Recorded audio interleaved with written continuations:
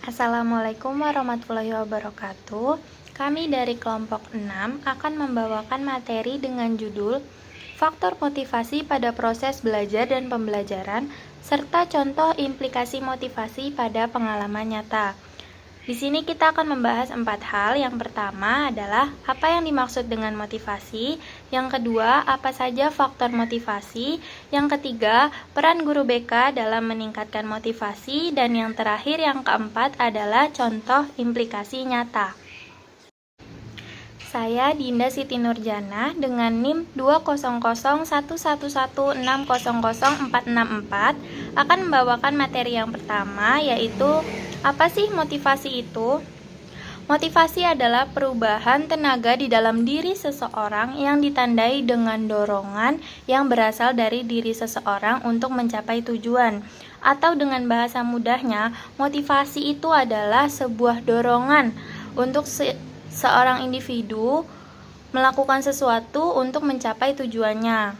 Jadi motivasi itu mendorong individu untuk mencapai apa yang dia inginkan. Saya Latifah Rahajeng Nur Sabrina akan menjelaskan faktor-faktor yang mempengaruhi motivasi belajar. Faktor yang mempengaruhi motivasi.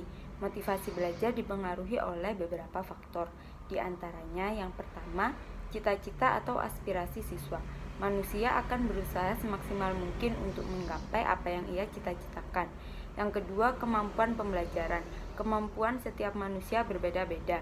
Orang yang mempunyai kemampuan rendah sangat sulit untuk menyerupai orang yang berkemampuan tinggi.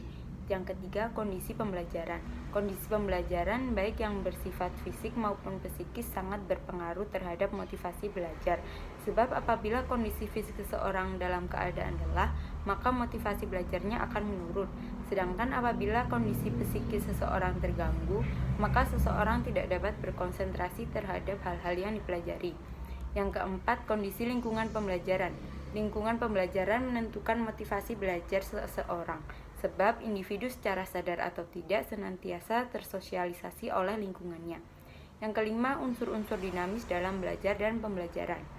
Unsur-unsur dinamis belajar dan pembelajaran seperti motivasi dan upaya memotivasi siswa untuk belajar, bahan belajar, alat bantu belajar, dan kondisi subjek belajar sangat berpengaruh terhadap motivasi belajar seseorang. Yang keenam, upaya guru.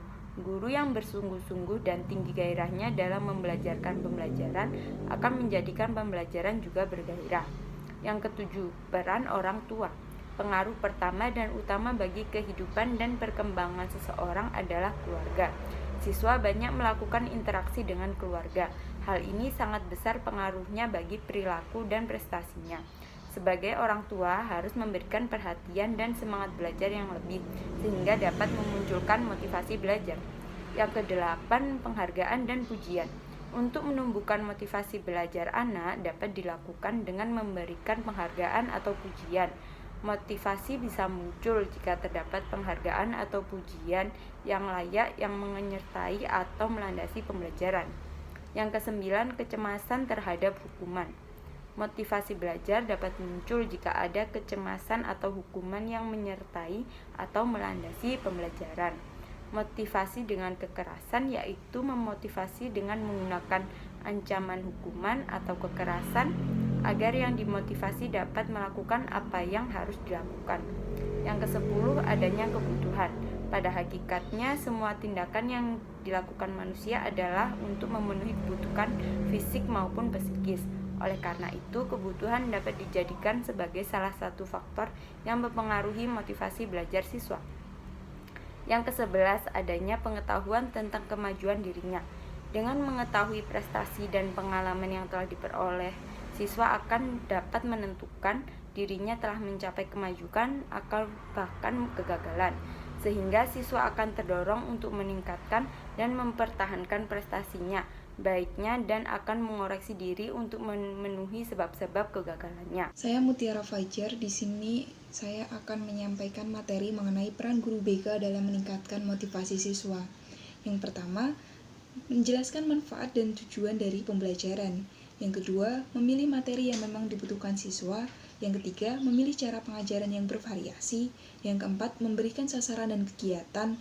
Yang kelima, memberikan kesempatan siswa untuk sukses.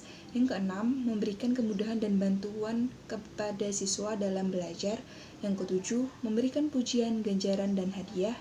Yang kedelapan, memberikan penghargaan terhadap pribadi anak.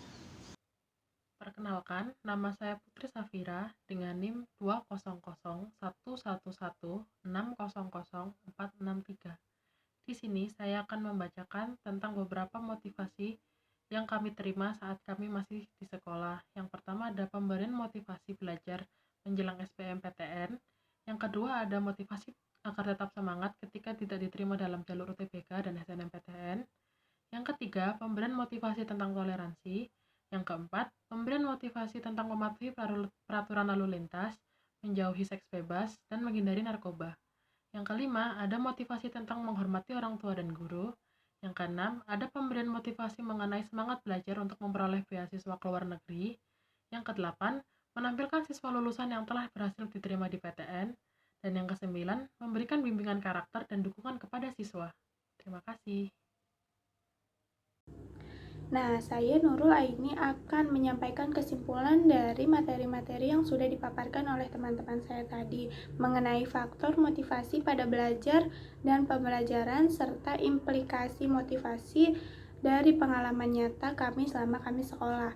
Jadi, kesimpulannya adalah bahwa siswa belajar karena didorong oleh kekuatan mentalnya.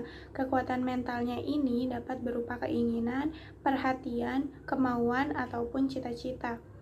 Kekuatan mental itu dapat mendorong terjadinya belajar, yang dapat disebut dengan motivasi belajar. Motivasi dapat dipandang sebagai dorongan mental yang menggerakkan dan mengarahkan perilaku manusia, termasuk perilaku belajar. Dalam motivasi terkandung adanya keinginan yang mengaktifkan, menggerakkan, dan menyalurkan, serta mengarahkan sikap dan perilaku individu dalam proses belajar. Pembelajaran hendaknya mampu meningkatkan motivasi intrinsik peserta didik sebanyak mungkin. Nah, karena hal itu, pendidik harus mampu menarik minat serta meningkatkan hasrat ingin tahu peserta didik terhadap materi yang akan disajikan dalam proses pembelajaran. Untuk menciptakan pembelajaran yang dimaksud, maka perlu pola yang menggambarkan pembelajaran tersebut.